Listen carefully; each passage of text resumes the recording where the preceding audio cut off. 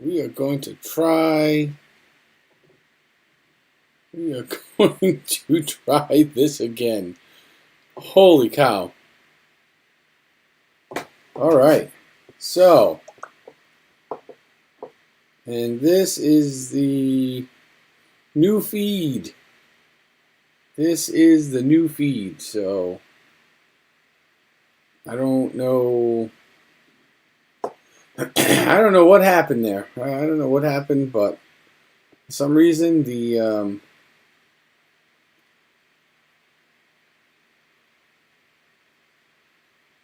there it is, right? Yep, there we go. So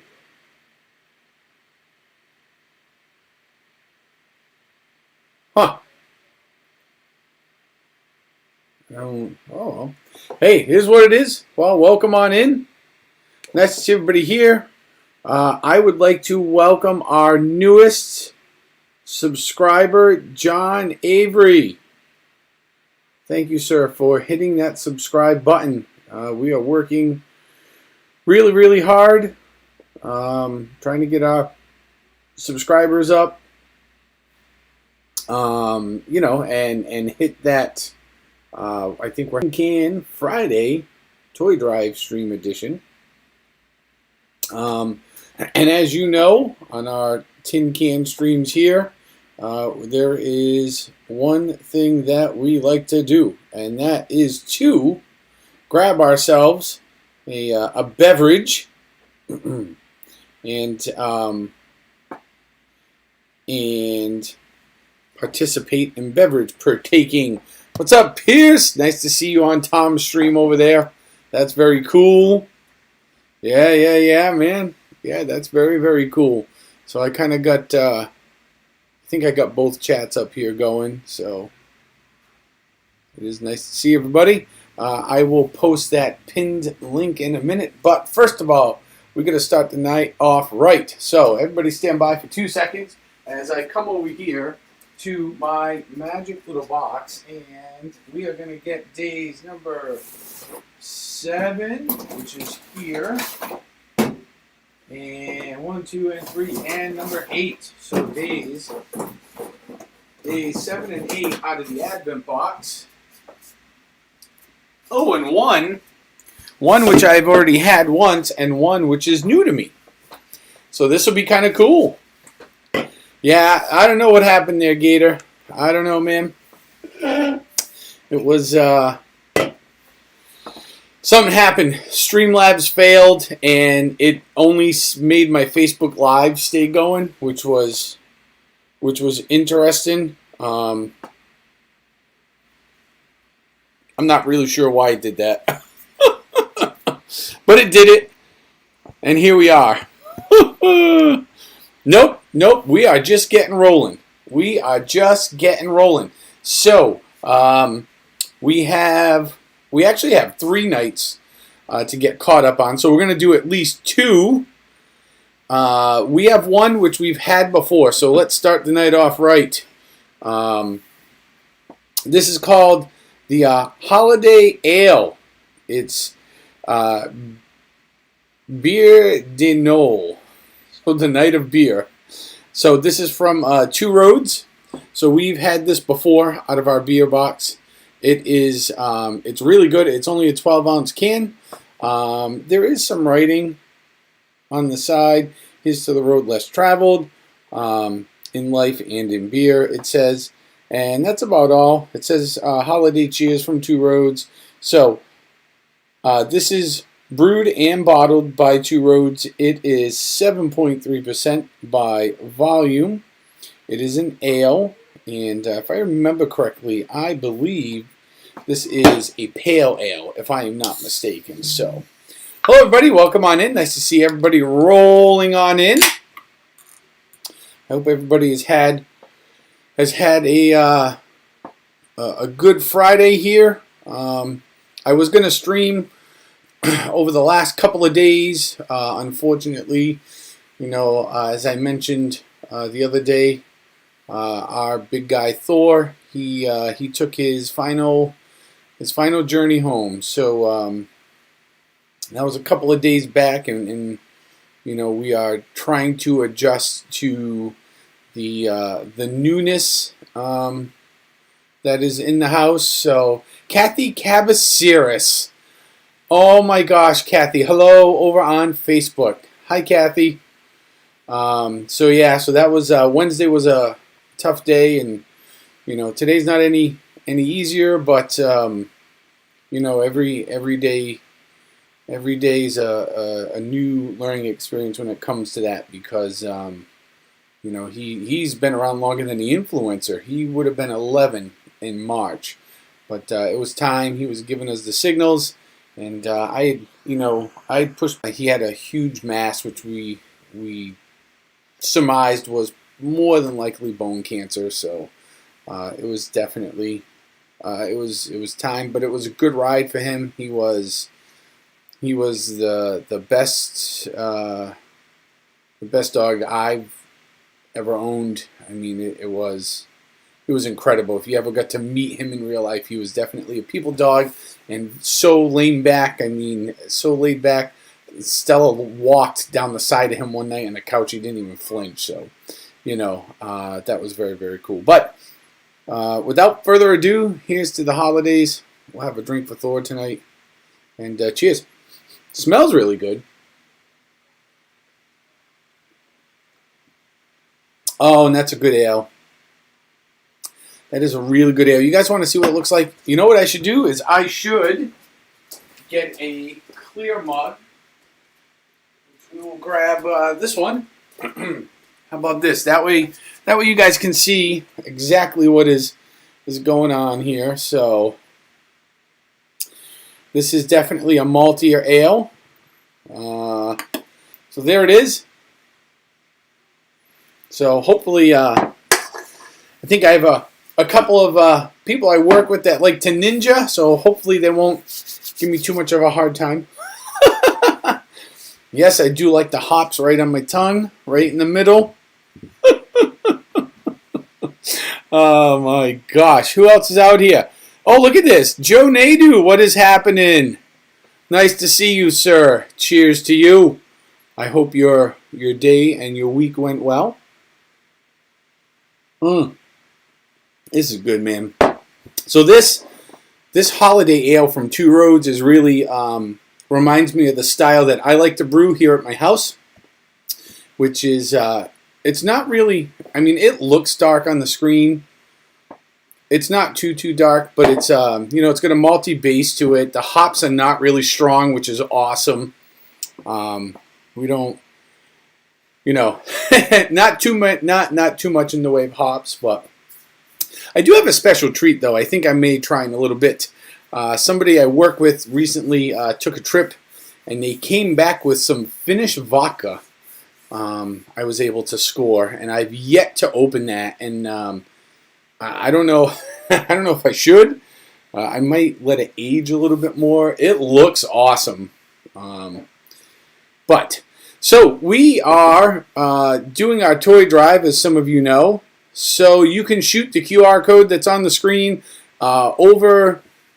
For those of you here in YouTube land, over here, you will see scrolling through the chat on YouTube, you will see a link come up. That works as well. It all goes to the same place. It all goes into the business PayPal, and we do everything above board. But we were going to buy the toys tomorrow, but I had talked with Debbie, and she was the woman, if you watched the stream last year, she was the woman that we, had helped, and her organization. So she was going to be there Sunday, which would have been okay. I mean, we could have done 2 different streams, short little streams, but I am tied up Sunday, so I have some stuff to do. So we are going to do this Monday. So Monday night, we're going to go out. We're going to pick up just a ton of toys, as much as we can, with all the money that we have gathered and amassed, and we're going to see how much we can get done.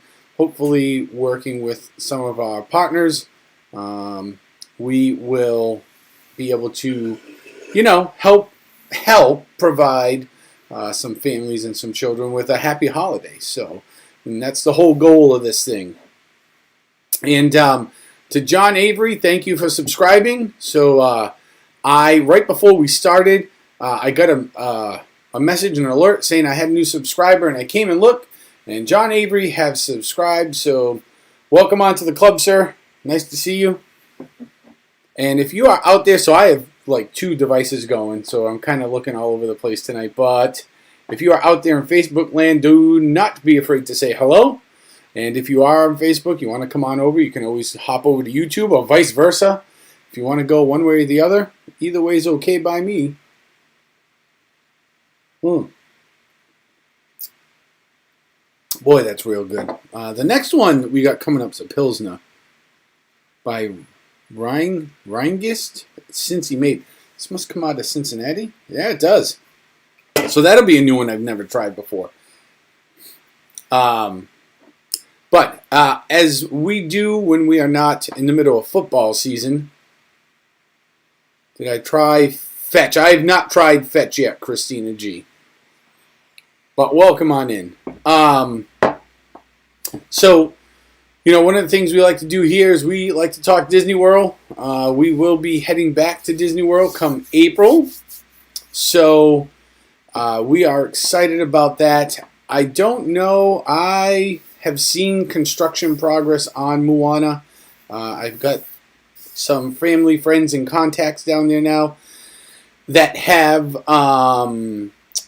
been kind of keeping me up to speed of what's been going on down there. So basically, if you were looking into Epcot and you were looking from the gate, you would see that the ball is in front of you, the big Epcot ball, right? The iconic Epcot ball's there. So right behind there, directly straight back, is they're putting this Moana like water area in there. And they have since in the last few days, actually, probably the last 3 or 4 days, dropped in Tafiti. So the centerpiece has kind of been planted there. Construction's moving along. So I would say if they can really get a good head of steam and something doesn't go sideways, I would expect to see that open sometime probably in the next 6 months. So really, we're probably looking at sometime during the summer this year. It would really make sense if they opened it up for the Food and Wine Festival, as that would, I think, be a really good thing for them to help alleviate some of the crowds that gather, especially on the weekends, having that new area for people to go and explore and kind of take some of the pressure out of the World Showcase. And, it would also open up an area where they can put some more food and merchandise offerings for people too, right? Because right now we don't have that space available to us. So that would be, there we go. That would be ideal for everybody here. So that's what's going on there. Over in the Magic Kingdom, we can see that Tron is moving right along. They are actually testing the ride at this point. It appears that there have been people testing it. There have been people on it, but they have not opened up that testing to the general public yet. So it seems like it's a lot of the engineers and the mechanics still that are testing it. Typically what will happen now in this process is the next step is we will see them testing at limited availability and capacity. So they may open the ride up for like 10 minutes and they'll take in a bunch of people and then they'll shut it down for like an hour. And then they'll open it for another 10 minutes and they'll be like, hey, would you like to come on the ride? If you just happen to be in the area. And of course, you would be crazy to say no at this point, I would think. I mean, if I was walking by and they said, hey, do you want to try this? I would be like, yes, please. So I was lucky enough to be able to test several rides that they have opened up in the recent years. My favorite out of all of them probably being Soaring.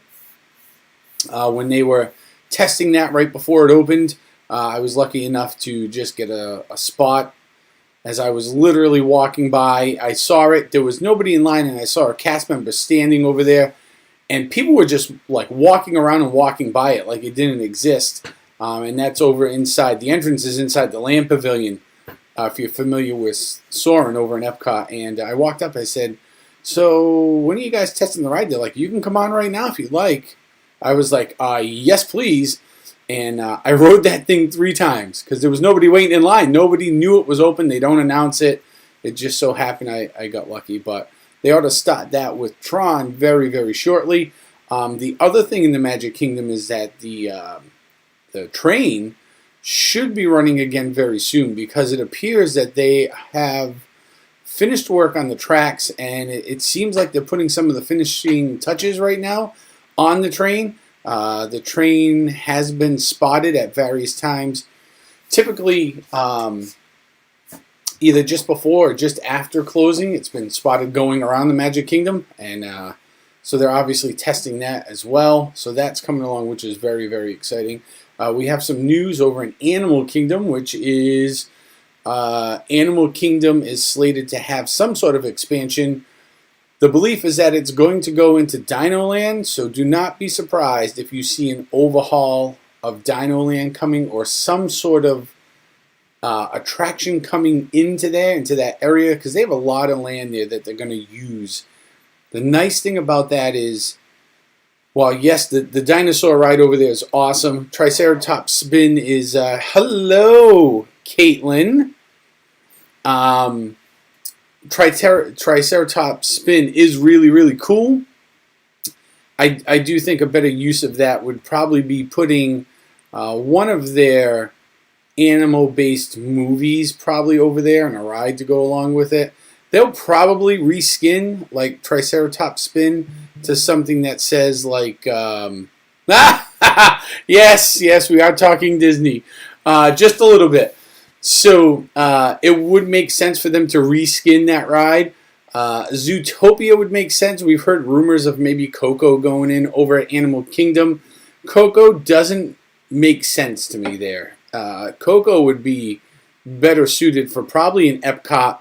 And as much as I love the Three Caballeros, you know, doing something Coco-based over there, even if there was a small something to go in conjunction with the Three Caballeros ride, would definitely make sense, because you have the Mexico Pavilion. Putting Zootopia over in to Animal Kingdom probably makes more sense out of anything, you know. So, and speaking of Disney, if y'all are looking for a great travel agent, so right now if you catch me on Facebook, you can see Caitlin Elizabeth has popped in and she's like, haha, are we talking Disney? Yes. You should go over and check her out, because she can take care of you for all of your needs if you're going to Disney World. And she's a travel agent. So she has her own website. You can find her on Facebook. Caitlin, you're more than free to throw that up in the chat if you want. Tell them who you are. Put the link. They opened Moana today, right? Yeah, so we were just talking about that. Moana, they put in Tafiti, and they are slowly starting to evolve that area. So Pixie Travelers, yep. Go over and find Pixie Travelers. You can tell. So I was very excited, though, to see that they started opening that. So Caitlin, my idea, I guess, is that they open it, it'll be really cool. It'll alleviate a lot of pressure, especially during the festival. So I think they're on target for like a summer opening. So that would be awesome, right? Because then hopefully it alleviates a lot of the pressure when Food and Wine starts, and like, you know, what's going to be on the heels of what seems to be the Flower and Garden show over there. I don't know. I remember when Food and Wine was literally only like a month long. And, you know, it ran basically in the fall, and it was a way they would attract people in as schools went back into session. So like September, October, and it would pretty much cover like the last half a week, few days of September, all the way to the first couple of days of November. So you got like a month and change. You know, if you were lucky on a really good year, you got like 6 weeks. Now it's like they run that thing for like 4 or 5 months now. So, oh, you're going in August? Ooh, we should talk, because we always go down in August too. we should see if that can happen. But I'll be live streaming from there in April. So if you're looking to check stuff out, the end of April during our April vacation up here, we'll be down there enjoying ourselves, doing some live streaming. We'll be staying at Shades of Green again, which was awesome. And this time, since we've been there once already, this time we are going to take a little time to kind of stream in and around the resort just a little bit to show everybody what they have to offer. Anyways, I digress. They know how to make the money, Mackenzie would. Yep. So we figured it out, and I've said this quite a few times. Is we in a typical year we will. Hello, Mike Ferris. Nice to see you, sir. We will typically check into Caribbean Beach. I love that resort, but it's so huge.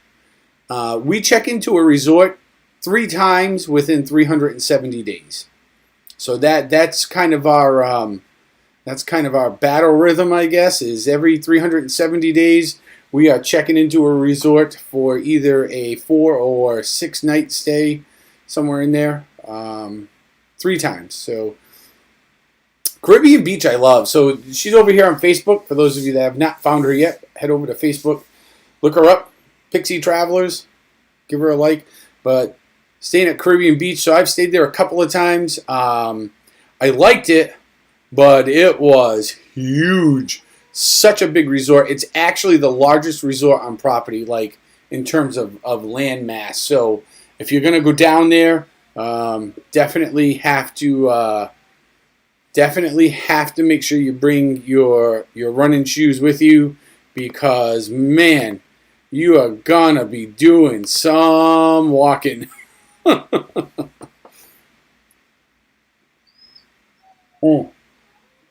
That ale was so good. So good. So yeah, but Caribbean Beach is nice. They have a lot of pools spread out. They really kind of give you that tropical feel, like you're in the Caribbean. So 4th Trinidad is now. Oh, that's awesome. Now redone to aerial rooms. Okay, across from the Skyliner. Yeah. All right. So I was just about to say, if you ever want to get a look at a couple of resorts without actually like going there, but you kind of get a good view in passing. One of the really good ones to get a view of is the Caribbean Beach Resort, but you got to get on the Skyliner. So you got to take that little gondola ride that Disney has, which is awesome. It's a nice, gentle ride. You wish you could. Hey, Caitlin, maybe we should set something up where we can do a Disney stream. We'll get you on for a little while. We could do it remote now that we have the technology and we all know how to use it, right? But a really good way to get a good view of some of the resorts is going on the Skyliner. So, like when we typically grab it, we'll get it from either Pop Century or Out of Animation, which are 2 great resorts. And then it whisks you away, and then before you know it, you're flying over Hourglass Lake, and then you kind of lift up into the air a little bit, and you literally go over the Caribbean Beach Resort. You can see the whole resort, and it is massive. And then, you pull into the Riviera, and then you get off, and you have to decide if you go into either Epcot, Hollywood Studios. And I've been very fortunate where I've been able to get down there a lot on multiple trips with groups, on my own, doing all sorts of stuff. And now what I've learned is it's nice Disney gives you the internal transportation of the busing system, but I would much rather pay for a room at either Art of Animation or Pop Century or somewhere along the Skyliner route and use that for half of my transportation, because first of all, it's convenient. Even when it's busy, it moves maybe a little bit longer, especially if it's not running at full tilt because of weather or breakdowns. But for the most part, we have found using the Skyliner over on Facebook, 8 minutes to Hollywood Studios, and so it's typically a walk-on, and you walk on, and you are there in the amount of time it takes you to wait for a bus at a resort. So, yeah, can even go to Epcot Resorts. Yep, the beach, boardwalk, yacht club from the Skyliner. It is, Josh, it is super duper nice. Super nice to be able to go and do that. And it's very convenient. And then we have found that on those nights that we are leaving the park, so typically you will see, if you go back through my YouTube channel and look at a lot of the videos that we've done live from down there, we typically end the night at Epcot. So for the influencer, the first 3/4 of the day is for her. We do the first half of the day is one of the other 3 parks, and then we usually close the night at Epcot. We'll catch the fireworks a night or two down there and stuff. And on the way out, it goes one or two ways. We typically wait for the Skyliner, and I would say we are back and in our room at the resort in 45 minutes or less. There have been a couple of nights where we've walked out and we could just see the Skyliner was rocking and rolling from the wind. It would start and stop like every 30 seconds to a minute. We were like, nope. So we would call for an Uber. And that was, I would say, I don't know if it was any shorter. It depended upon how fast the Uber came. Usually it was a little bit of a quicker ride. It took longer to walk to the front of the park, but the ride was a little bit quicker. And now we have taken to, with the exception of the couple of times we're going to stay at Shades of Green, we stay at Pop or Art of Animation. And if we are not on the Skyliner, we are typically taking an Uber. We have found, even in the morning, with the surge pricing that Uber has, we do not spend more than $15 to $20 with the tip included for all of us to get an Uber ride from either a park to a resort or the resort to a park. So I don't want to, it's like really, honestly, it's probably the biggest first world problem that anybody's ever going to have is to just, not decide to take Disney transportation because you don't want to be squished on the bus or you don't want to wait that long. But really, I would tell anybody, yes, the minivans are back, which is exciting. I would tell anybody that it really comes down to, first of all, affordability, right? Because for the typical person that doesn't go all the time, you're probably spending way more money than I am to go. I would say lock, stock, and barrel, travel, tickets, room, food, souvenirs, everything included. For the 3 of us to go, we are not into it for more than $4,000 most trips, at most. So for us, we don't have to go all out. A lot of people, they only go once in their life or twice in their life. So, when they go down, it's a lot of money. And even at that, I would still say, how valuable is your time when you're down there on vacation? It really comes down to, first of all, like I said, can you afford to do that little extra in transportation? And secondly, and almost equally as important, is how much is your time? If you got to wait 12 minutes for a bus that possibly gets delayed because, let's face it, if you've ever gone to Disney and used their busing system, since they went to this automated dispatching about 15 or so years ago now, their busing service has not been as top-notch as it was. So long ago, let's go back, 25 years ago now, 20 years ago, before they got this automated system, busing used to be direct. So every resort had X number of buses dedicated to running to and from a park. Bus 1 would go from, say, the All-Star Resort directly to the Magic Kingdom, drop off, turn around, and come back. That bus driver did that route all day long, 8 hours a day, open to close, right? Now, they've got this supposed smart system. There are cameras at all the bus stops, everywhere you go. The computer monitors the crowd. Sometimes you see the people there with the walkie-talkie. They monitor the crowd. And then the automated system is supposed to be able to gauge where the buses should go. And every bus driver has to know every route because the busing routes can change from spot to spot every time they roll over the sensor at every park or every resort. So, I've found that it's not as accurate. I've watched 3 buses come for Blizzard Beach that had 5 people standing in it, And there were 35 people waiting to get on a bus at my resort to go to Hollywood Studios one day. So I have a big problem with Disney transportation. It's literally one of probably 2 or 3 things I could count on one hand. I can count on a couple of fingers the number of things I feel Disney gets wrong, and busing is my number one. 100% my number one. So, yeah, see, Josh is like, I've waited for buses. Hello, Triton. Welcome on in, sir. And if you only go a couple of times a year, then 8-year-olds get $268 handbags. I know the wallet defender's not here tonight. So I would say, you can talk price all day and value and, what they're doing and not doing. But I would say busing is their biggest snafu that they just have not gotten right since they've gone to this automated system. To be honest with you, the best time the automated system worked was when they were first rolling it out. And this is no lie. When they were first rolling it out, they had 3 or 4 people at every bus stop all day long. They all had radios, and there was like one supervisor. And they would all talk to each other, and the supervisor would just call for buses. They'd say, what's this next bus rolling in? Okay, this bus needs to go to this slot. Nope, this bus needs to go over here. And they were changing the routes on the fly. Yeah, see? Josh knows what I'm talking about.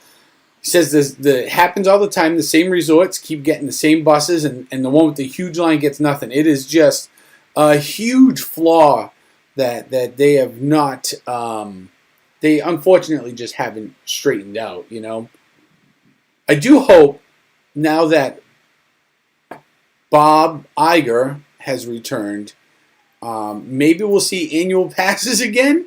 So when COVID happened a few years back, because things were so up in turmoil, nobody knew what was going on, we let ours lapse. And they had a 2-week window when they opened them back up to buy them, and we didn't at the time. And so we haven't been, annual pass holders now for a couple of years, unfortunately, because we go a lot, like to the point where we warrant buying annual passes. So hopefully with Iger back, he'll bring back the annual passes. That's what I'm hoping for. So, yes, maybe now with Iger back, we'll get some good busing too, because that would be great. Triton says, so instead, call your friendly Tesla Uber driver. Hey, you know what's wild? So you know what's funny is we got picked up in a Tesla down there. So if you've ever taken Uber, usually Teslas are considered like they're black. That's their premium level, right? So you go Uber Black, and that's like their executive level car, and usually that's where you find the Teslas. We called one night. We were going from our resort, I think it was to Animal Kingdom, and all of a sudden, like, this Tesla pulled up, and I'm like, wow, it was nice. It was just like mine. It was a Model 3, except it was jet black. And the guy said, Sean? I said, yep. And I was like souped. I was like, yes. I've never ridden in my back seat before, so it was the experience of a lifetime, and it was cheap. It didn't cost any more than a regular Uber, which was awesome. It was wicked awesome. But you can get all kinds of great Ubers, and if you pick the right times, they are super duper cheap. And to be honest with you, you can get a bus park to park now, and it's, if you really want to save time during the middle of the day, most of these guys hang out in the back of the parking lots. There's a couple of Uber drivers and Lyft drivers just hanging out in the back of every resort or in the area, and definitely the back of every park all day long, because that's how these guys make their money. And during the day, you can get an Uber to go park to park for like $9 or $10. That's with the tip included. It's super duper cheap. Orlando Magical Rides. Ooh, so you use it. So Caitlin from Pixie Travelers over on Facebook says she would recommend, if you were looking for like a professional car service, in Orlando Magical Rides, Omar is amazing, she says. So there you go. There's another friendly tip. We used to have this guy, Hector, who would come and pick us up, but Hector got really, really expensive. Like the last time I used him from the airport, he was over $100, and now I can call for an Uber, and I get an Uber ride for like $45. It is definitely, you know, they took away that Magical Express, speaking of the Orlando airport, and a lot of people are like, oh my God, now, you know, how are we going to get there? And that should be something that's included. Really, it kind of was included in the pricing at the time. I would think that it's honestly probably cheaper if to take a private ride, even if it's like a Mears taxi and you do a ride share from the Orlando airport, which you can do, by the way. You can call up Mears if you're really hard up, and you know you kind of got a carpool with like 12 of your best friends, but it can be done. You know, and that would probably be as much, if not cheaper, than what Disney would actually charge you if they still provided that service. Although it was nice to kind of just not know, as long as you didn't mind waiting and you had time. Again, I hadn't taken a Magical Express bus in years. Stella was probably, oh gosh, she was young. She couldn't have been more than like 4. I mean, you're talking, this is 4 or 5 years ago was the last time I took a Magical Express. So really, Lyft, huh? Lyft said that, Josh? That's incredible. Yeah, there are a lot of other options. So, oh, and Caitlin's saying that they're really affordable and that they're really good. So, hey, check them out. Because, like, who knows, right? Oh. Oh, yeah. Unfortunately, it doesn't look like my Streambot is working over on the tubes. I don't know what's going on over there. It was working. I saw it pop up once, but it does not look like it has popped up again. But you can see we are, thank you for joining me, everybody. You can see we are doing our toy drive here.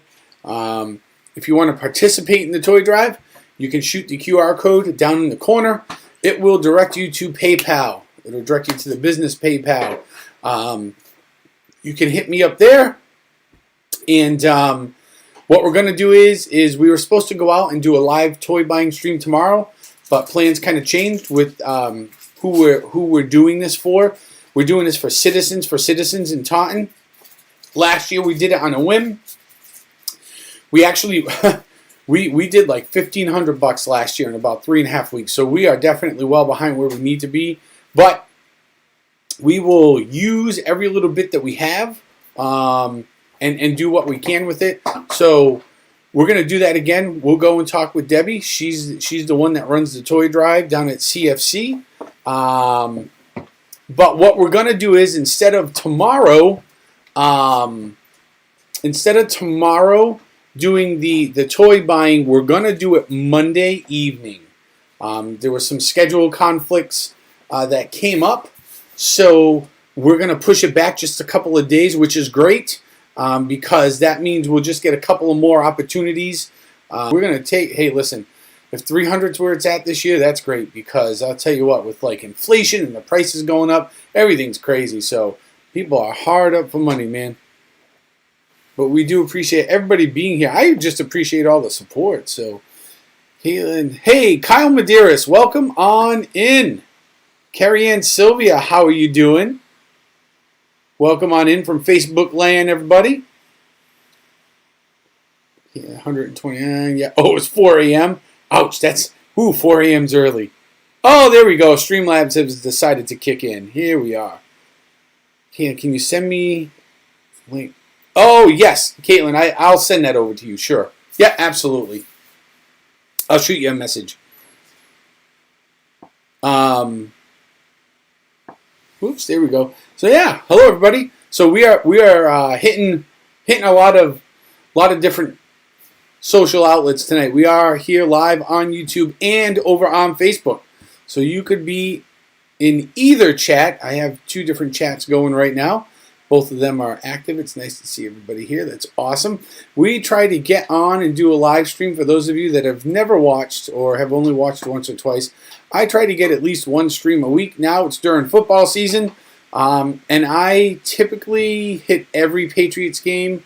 I believe I might miss this week's.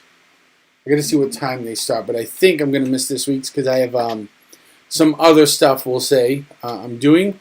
I have an alter ego I have to go get suited up for, if you catch my drift. So we're going to go do that. But I like to do a tin can stream, which this is kind of what this is. I sit down, I do craft beer reviews. Right now we are drinking some Two Roads Holiday Ale. I've got another one loaded up and ready to go here, as I'm just about done with this. So we try to do this, and when I get the chance, usually when the weather is a little bit better, we will actually go out to the breweries and the restaurants and try stuff. So that will be coming up. And speaking of, so if you want to see what a real tin can stream is like, this coming Friday is going to be a twofer. And it's a twofer because I will be graduating with my master's degree in Omaha, Nebraska. So we have some people that have asked about watching it. What was the beer? Hold on, we got a question coming in. Facebook side here. The beer. Jay Bouchane, what is happening, Mr. Bouchesney? This is the Holiday Ale from Two Roads. It is a malt-based ale. It's really good. It's smooth. It's not too hoppy. This kind of color to it. One of the, if not the top-rated steakhouse in all of Omaha. I've eaten there before, a couple of years when I was out there before I discovered that place. So we are going to go back there. I've already been looking at the menu, and boy, that filet looked so good. I got the king cut of their prime rib last time I was out there, so we're going to try something a little bit different. They have a great selection of beers out there and wines, and we are going to do it up. So if you are interested in seeing that, make sure you're subscribed. That would be important. And if you click the notification button, you can get notified when I go live on YouTube.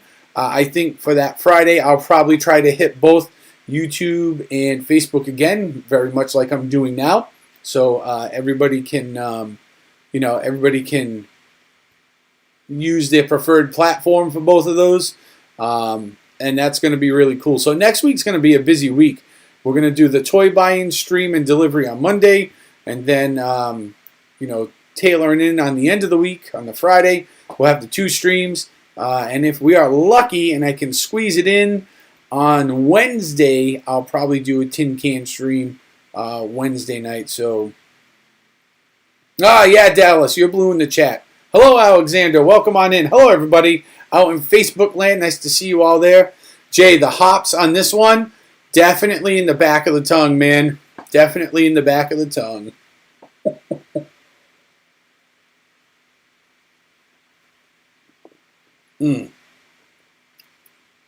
That is really, really good.